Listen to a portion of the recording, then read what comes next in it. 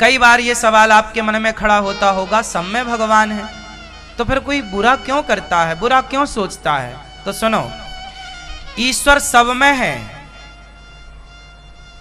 उस सब के अंदर के ईश्वर को प्रणाम करना है। जैसे एसी हो या हीटर हो, कूलर हो या पंखा हो, सबके अंदर एक पावर है, वो पावर से जब कनेक्ट होते हैं तो ही काम करते हैं। एसी जब तक पावर से नहीं जुड़ेगा, लाइट से नहीं जुड़ेगा तो एसी काम करेगा। कूलर जब तक एसी पावर से नहीं जुड़ेगा तो कूलर काम करेगा। हीटर जब तक पावर से नहीं जुड़ेगा तो हीटर काम करेगा। देखो ये सारी डिवाइस जितनी भी हैं ये सब किससे जुड़ के काम करती हैं? जोर से पावर। मतलब सबको क्या चाहिए?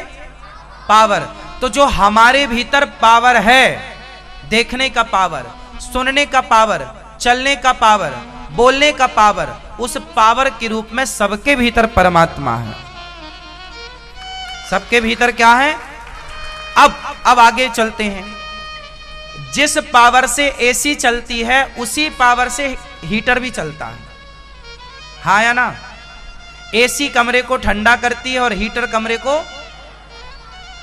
दोनों का काम अलग अलग है, जबकि दोनों को पावर देने वाला पावर पॉइंट एक सेम है, हाँ या ना? अब ये ईश्वर ने आंखों को देखने का पावर तो दिया है, कानों को सुनने का पावर तो दिया है, वो जो पावर है वो ईश्वर है, लेकिन उस आंख से अब आपको देखना क्या है ये आपका डिसीजन है कि आंख से भगवान के चरण देखें या किसी और गंदगी को देखें।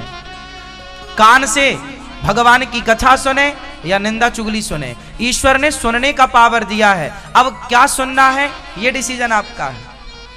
पावर देगा, बिजली पावर दे रही है हीटर को और एसी को, उसने पावर दिया, अब उस पावर को आप हीटर के रूप में कन्वर्ट करते हैं या एसी के रूप में कन्वर्ट करते हैं, वो अंदर जो सिस्टम है वो तय करेगा, हाँ या ना? उसी तरह ईश्वर तो देखने का पावर दे रहे हैं, पर आपके अंदर जो डिवाइस लगी हुई है मन की, आपकी बुद्धि की, वो मन निर्णय लेता है कि क्या देखें और क्या ना देखें, क्या सुने और क्या ना सुने, कहां जाएं और कहां ना जाएं, क्या खाएं और क्या ना खाएं। तो देखने का पावर है, पर अब मन ये निर्णय लेगा कि क्या देखना है और क्या, बुद्धि ये निर्णय। इसलिए हमारे यहां चारों को एक बोला जाता है, चतुष्टय, अंतःकरण चतुष्टय। पहले ये याद कर लो, काम आएगी सारी जिंदगी। हमारे भीतर एक पॉइंट होता है जिसे अंतःकरण चतुष्टय बोला जाता है। एक बार बोल के बताओ, अंतःकरण चतुष्टय मीन्स चार चीजें जो हमारे भीतर हैं। क्या क्या? बोलो मन, मैया, ओ पीछे वाली मैया, बोलो मन, बुद्धि, चित्त, अहंकार।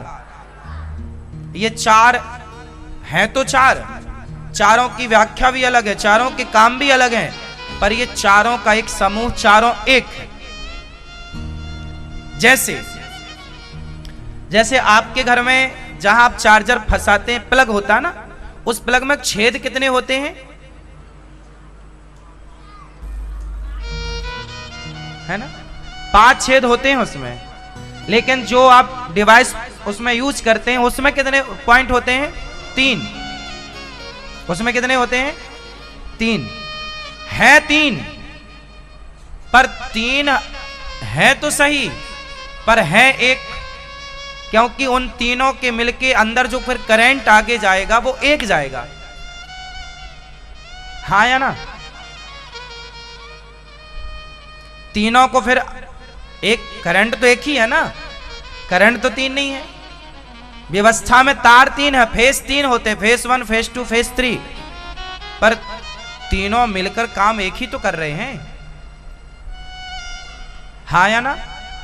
उसी तरह ये 4 हैं, वहां प्लग में छेद 5 हैं, और यहां हमारे भीतर सिस्टम कितने हैं? 4। इन 4 का खेल है साहब।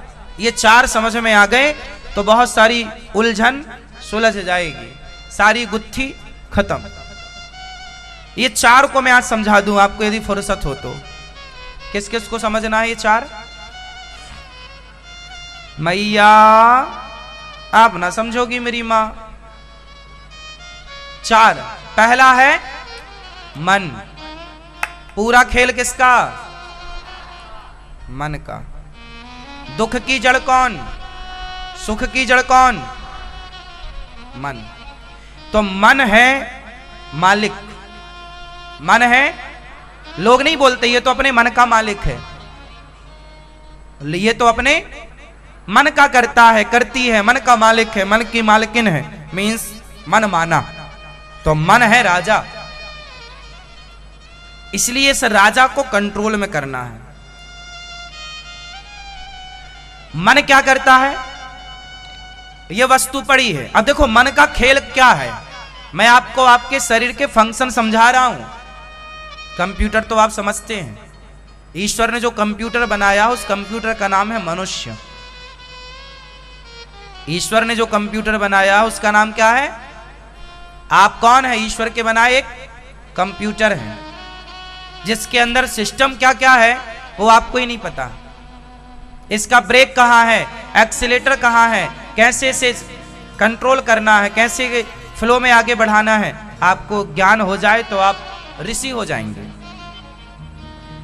बाहर का ज्ञान तो आपको है, भीतर का ज्ञान नहीं है। इसलिए व्यक्ति अशांत है, क्योंकि आज का व्यक्ति बहिर्मुखी तो है, अंतर्मुखी नहीं। अच्छा, बहिर्मुखी और अंतर्मुखी में क्या अंतर है? मैया, ये बहिर्मुखी क्या है? जो बाहर को देखे, जो बाहर सुख ढूंढे वो बहिर्मुखी है, और जो भीतर देखे, भीतर सुख ढूंढे वो अंतर्मुखी है। आप ये बताओ, सुख बाहर है या भीतर है? शांति बाहर है या भीतर है? बोलो जोर से। सब कुछ भीतर है, बाहर तो कुछ भी नहीं है। सारा खेल भीतर से है। यदि आप भीतर से स्वस्थ हैं तो बाहर का संसार अच्छा लगेगा। आप भीतर से अस्वस्थ हैं तो बाहर सोना पड़ा हो आपको मजा नहीं आएगा। मतलब खेल कहां से है? भीतर से है। हाँ या ना? आप जिस दिन बीमार पड़ते हैं, तेज बुखार होती है, उस दिन आपको बाहर का कुछ भी अच्छा नहीं लगता। हाँ या ना? क्योंकि आप भीतर से कमजोर हैं, भीतर से अस्वस्थ हैं, और भीतर से आप स्ट्रांग हैं तो बाहर भी अच्छा लगेगा। आप स्वस्थ हैं, भीतर से स्ट्रांग हैं, तो आपको कुल्लू मनाली में मजा आएगा, बर्फ में घिसटने में मजा आएगा। लेकिन आप अस्वस्थ हैं, अरे यार रहने दो, स्वास्थ्य ठीक नहीं, हम नहीं जाएंगे कहीं, बैठेंगे बस। खेल कहां से है? जोर से। इसलिए समझदार लोग भीतर को देखते हैं, अज्ञानी लोग बाहर सुख ढूंढ रहे हैं। बाहर देखने वाला बहिर्मुखी और भीतर देखने वाला अंतर्मुखी। अंतर्मुखी सदा सुखी। बोलो मेरे संग, अंतर्मुखी। अंतर्मुखी, जो अंतर्मुखी है मीन्स भीतर देख रहा है। बुरा जो देखन मैं चला, आगे बोलो आप। बुरा जो देखन मैं चला, बुरा न मिलिया कोई, जो दिल खोजा आपना हमसे बुरा न। जो दूसरे की बुराई देखे वो कौन है? अंतर्मुखी है या बहिर्मुखी है?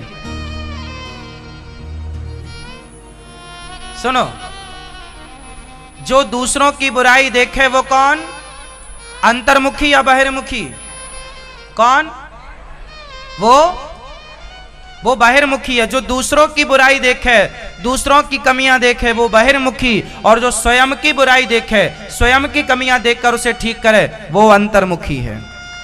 हमें क्या करना? लोगों से, दूसरों से हमें अपने को देखना है कि हम कितने अच्छे और हम कितने बुरे हैं।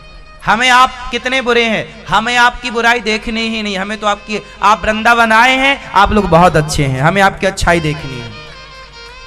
आप लोग भगवान का नाम ले रहे हैं, कथा सुन रहे हैं, आप लोग बहुत अच्छे हैं। अब आप में कितनी बुराइयां हैं हम जान के क्या करेंगे, हमें कोई मतलब नहीं कि आप कितने बुरे हैं। हमें इस बात से मतलब है कि अनिरुद्धाचार्य कितना बुरा है। हम अपने अंदर की बुराइयां ठीक करें, हम अपने को बेहतर बनाएं, अपने आप को बेहतर बनाइए। बस जब आप बेहतर हो जाएंगे तो समाज बेहतर हो जाएगा। तो ये है अंतर्मुखी और बहिर्मुखी, दोनों में अंतर हमने बताया। किस किस को बात समझ में आ गई? अब चलो 4 चीजें और समझना है भी आपको। लंबी क्लास है आज आपकी। कितनी चीज समझना है? कौन कौन सी चीजें? मन, बुद्धि, चित्त और अब देखते हैं इसको एग्जाम्पल से।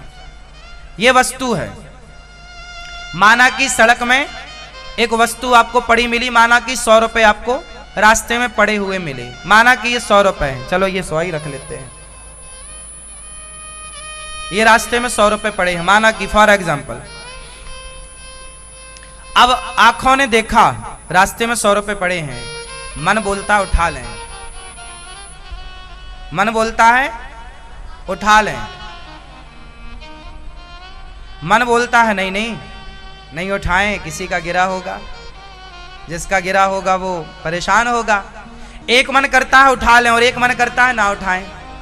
आपका भी तो मन ऐसी करता है ना, एक मन करता है जाएं, एक मन करता है ना जाएं। मतलब मन का काम है संकल्प विकल्प करना, उठाऊं कि ना उठाऊं, उठाऊं कि ना उठाऊं। ये निर्णय अभी लिया नहीं, अभी चल रहा है, उठाएं कि ना उठाएं।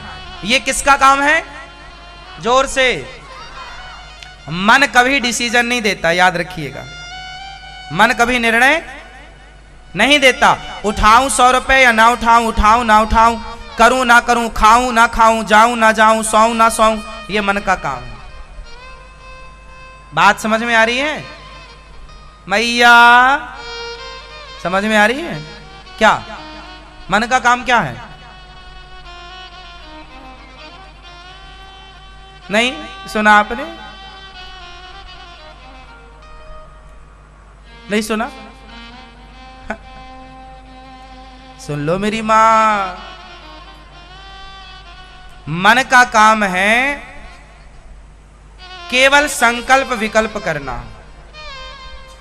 अब ये 100 रुपए में अब मन जाके बुद्धि से डिसाइड करेगा। क्यों बुद्धि? उठा लें क्या? फिर बुद्धि फाइनल डिसीजन देती है कि अच्छा उठा लो या मत उठाओ, किसी का गिरा होगा। यदि आपकी बुद्धि पवित्र है, सत्संगी है, तो बुद्धि कहेगी नहीं जी अपना नहीं है, छोड़ो। और यदि आपकी बुद्धि में कचरा भरा है, कुसंगी है बुद्धि, तो बुद्धि कहेगी उठा लो, 100 रुपए हैं, आगे समोसा खा लेंगे। यदि आपने किसी दूसरे के पैसे को उठा लिया, मन ने तो क्या बोला, उठाएं कि ना उठाएं, पर बुद्धि ने फाइनल डिसीजन दिया कि उठाओ या मत उठाओ। फिर आपने जो निर्णय लिया होगा वो निर्णय बुद्धि का था। खाएं कि ना खाएं, पर खा लिया, ये निर्णय बुद्धि का था। जाएं कि ना जाएं, पर आप चले गए या नहीं गए, ये निर्णय किसका था? जोर से। ये बुद्धि ने निर्णय दिया कि जाओ या मत जाओ। शराब पिए कि ना पिए, ये मन कर रहा है, शराब पियो कि ना पियो, ना पियो कि पियो, पियो कि ना। फिर बुद्धि ने कहा यार सब तो पी रहे हैं, पी लो। फिर बुद्धि ने कहा नहीं यार सब पी रहे हैं तो क्या हुआ, अपन क्यों पियो, अपन क्यों बिगड़ो, अपन क्यों गलत चलो। आपकी बुद्धि जितनी पवित्र होगी उतना बढ़िया निर्णय आपको निकाल कर देगी। तो ये निर्णय लेना किसका काम है? जोर से। बुद्धि का। अच्छा, मन बुद्धि समझ में आ गई। अब चलते हैं चित्त की ओर। चित्त क्या है? चित्त मतलब लोग नहीं बोलते भाई चित्त लगा के काम करो, मतलब किसी काम में डूब जाना। जैसे मैं आपको कथा चित्त लगा करके सुना रहा हूं, बिल्कुल अपने काम को बेहतर करने की कोशिश, आप लोग चित्त लगा के सुन रहे हैं। तो ये जो चित्त है ये आपकी एकाग्रता को बढ़ाता है। ये चित्त का काम है आपके एकाग्रता को बढ़ाना, आपको एकाग्र करना। चित्त क्या करता है? सब चीजों को आपसे दूर कर देता है और एक फोकस करता है किसी एक काम में। आप जो कर रहे हैं, आप पढ़ाई कर रहे हैं और यदि, इसलिए माँ बाप क्या बोलते हैं? चित्त लगा के पढ़ो। चित्त का काम जो है वो सारी जितनी भी डिवाइस, जितने भी आपके अंदर थॉट आ रहे हैं, वो गलत थॉटों को सब खत्म कर देता है। अभी जैसे मैं आपके सामने बैठा हूं, कथा सुना रहा हूं, अभी मेरे अंदर कोई विचार नहीं है, केवल कथा सुनाने का विचार है, कोई और भला विचार बुरा विचार और कुछ नहीं। मैं जब यहां कर बैठता हूं तो सारे विचार कनेक्शन कट हो जाते हैं, क्योंकि मेरा चित्त लग जाता है। इसलिए जो जिसका चित्त लगेगा, जैसे गाड़ी चलाने वाला ड्राइवर चित्त लगा के चलाएगा तो एक्सीडेंट नहीं होगा, और उसका चित्त जरा डगमगाया तो ही गाड़ी गड्ढे में जाएगी। तो चित्त क्या करता है, आपके मन को एक फ्लो देता है, एक गति देता है, और सारी चीजें कट कर देता है। जितना भी थॉट हैं, जितने भी विचार अच्छे या बुरे, सबसे वो आपको हटाता है। जैसे आप ध्यान करते हैं, मेडिटेशन, ध्यान, जब ध्यान करते हैं आंखें बंद होती हैं, और यदि आप आंखें बंद करके जरा कनेक्ट हुई ईश्वर से, तो हर विचार खत्म हो जाता है और आप मिल जाते। उसी को बोलते चित्त, चित्त लग गया, मतलब ईश्वर से आप कनेक्ट हो गए। किसी भी काम को एकाग्रता से करने का नाम एकाग्रता, मतलब आपका मन लग गया, उसी लगन को चित्त कहते हैं। उस समय को चित्त कहा जाएगा जितने समय में आपका मन बिल्कुल एक फ्लो में चला। समझ में आई? समझ में आई? हाँ या ना? किस किस को आई? अभी पूछूंगा सारा, इतनी महंगी चीज सुना रहा हूं आप लोगों को, कीमती चीज। आज तक आप लोगों ने ये नहीं जाना कि क्या है, अब इसके आगे फिर और बताएंगे क्या है विषय है। मन, बुद्धि, चित्त, और चौथा है अहंकार। अहंकार, ये अहंकार सबके भीतर होता है, इसके बिना कोई रह नहीं सकता। यदि आपके अंदर अहंकार नहीं हुआ तो आप पागल हो जाएंगे। बताओ कैसे? ये चश्मा वाली मैया बताएंगे हमारी। आप बताओ, यदि आपके अंदर अहंकार नहीं हुआ तो आप पागल कैसे हो जाएंगे? नहीं? हाँ ना? देखो, अभी आप लोगों ने अपने आप को बिल्कुल नहीं जाना। अभी तक आप लोगों ने अपने आप को बिल्कुल नहीं जाना, और ना आप जान पाते। कितने मर गए बिना जाने, करोड़ों मर गए, वो ये नहीं जान पाए कि मैं कौन हूं। और ये चौथा है अहंकार। सोचो कि आपके अंदर अहंकार ना होगा तो आप पागल हो जाएंगे। कैसे? सोचो, सुनो, आप कौन हैं? आपको आपका नॉलेज है ना कि मैं फलाने का बेटा हूं, फलाने का बाप हूं, मेरा नाम ये है, मैं वहां रहता हूं। ये क्या है? यही तो अभी अहंकार है। ये गुड अहंकार है। दो अहंकार होते, एक बैड अहंकार, एक गुड अहंकार। बात समझो, बात समझना। अहंकार कितने प्रकार का होता है? दो प्रकार का। एक गुड अहंकार होता है, एक बैड अहंकार होता है। हर चीज दो होती हैं। काम, क्रोध, लोभ, मोह भी गुड होते हैं और बैड भी होते हैं। इन दोनों पर मैं पहले कई बार बात कर चुका हूं। अभी केवल आप ये समझो कि अहंकार दो प्रकार का है। एक अहंकार ये है कि जी मैं पैसे वाला हूं, मेरा ये, मेरा वो, मैं ये, मुझे नहीं जानते। ये बैड ये गलत अहंकार है। ये कैसा अहंकार है? जोर से, ये गलत है। लेकिन एक अहंकार सही भी है। अहंकार ही तो है जो ये ज्ञान कराता है कि आप फलाने की मां हो, ये मेरा बेटा है, ये मैं अनिरुद्धाचार्य हूं। आप पूछेंगे आपका नाम क्या, तो मुझे बताना पड़ेगा, मुझे अनिरुद्धाचार्य कहते हैं। अनिरुद्धाचार्य, ये मेरा हाथ है, ये मेरा पांव है, ये मेरा सिर है, ये मेरे बाल है, ये मेरा हृदय है, ये मेरा पेट है। ये जो मुझे ज्ञान है, मुझे मेरा, वो किसकी बदौलत है? अहंकार यही जो आपको आपसे आपका परिचय कराता है। यदि सोचो ये अहंकार आपके अंदर ना हो, अहंकार आपके अंदर समाप्त हो जाए, तो फिर व्यक्ति पागल हो जाता है। पागल कौन? नाले में पड़ा, उसे पता ही नहीं मैं कौन हूं, किसका बेटा हूं, कहां मेरा घर है। कोई उसे नाले का पानी पिला दे तो पी लेता है। तो पागल, पागल कौन है? पागल वो होता है जिसके अंदर से मन, बुद्धि, चित्त, अहंकार में अहंकार शक्ति नष्ट हो जाती है। अहंकार शक्ति नष्ट हुई तो उसे खुद का परिचय पता नहीं है कि मैं कौन हूं, मैं किसका बेटा हूं, मैं किसका भाई हूं, मैं कहां से हूं। पागल को कुछ पता होता है? उत्तर दो। पागल का क्या ब्लॉक हो जाता है? एटीट्यूड, अभिमान, वो गुड़ अभिमान, गुड़ अहंकार, वो खत्म हो गया तो उसे ये क्षमता खत्म। अब जैसे कई लोग ना, कुछ लोग होते हैं, कुछ बच्चे होते हैं, ऐसे होते हैं उन्हें कुछ भी नहीं पता होता कि उन्होंने कपड़ा पहना है कि वो कपड़े नहीं पहने, खाया है कि नहीं खाया, माँ ने खिलाया तो खाया, नहीं खिलाया तो नहीं। बच्चे कुछ होते हैं ऐसे, आपने बहुत सारे ऐसे देखे होंगे जो बिल्कुल कुछ भी उनके अंदर पावर नहीं है, वो खुद को भी नहीं जानते। हाँ या ना? क्या कमी है? उन्हें यह ज्ञान नहीं है कि मैं कौन हूं, मेरी मां कौन है, मेरा बाप कौन है। ये मुझे आप मेरे से पूछेंगे ना, आपके पिता का नाम क्या, मुझे बताना पड़ेगा कि मेरे पिता का नाम ये है, श्री राम नरेश तिवारी। आप मेरे से पूछेंगे कि आपकी मां का नाम क्या, मुझे बताना पड़ेगा, श्रीमती छाया तिवारी। तो मुझे ये ज्ञान है, यदि ये ज्ञान मुझे ना हो तो मैं पागल हो जाऊंगा। हाँ या ना? भाई आपसे कोई पूछे कि क्यों तेरे बाप का नाम क्या है, और आप नहीं जी, तो आपको लोग क्या कहेंगे, पागल है। माँ का नाम क्या है, नहीं पता। कहाँ के हो को नहीं पता, कहाँ से आए हो नहीं पता, क्या खाओगे नहीं पता, कहाँ सोओगे नहीं पता। कौन है फिर ये? पागल है। तो मन संकल्प विकल्प करता है, बुद्धि डिसीजन देती है, चित्त एकाग्र करता है, और अभिमान जो अहंकार, मन बुद्धि चित्त अहंकार, ये अहंकार आपका परिचय है।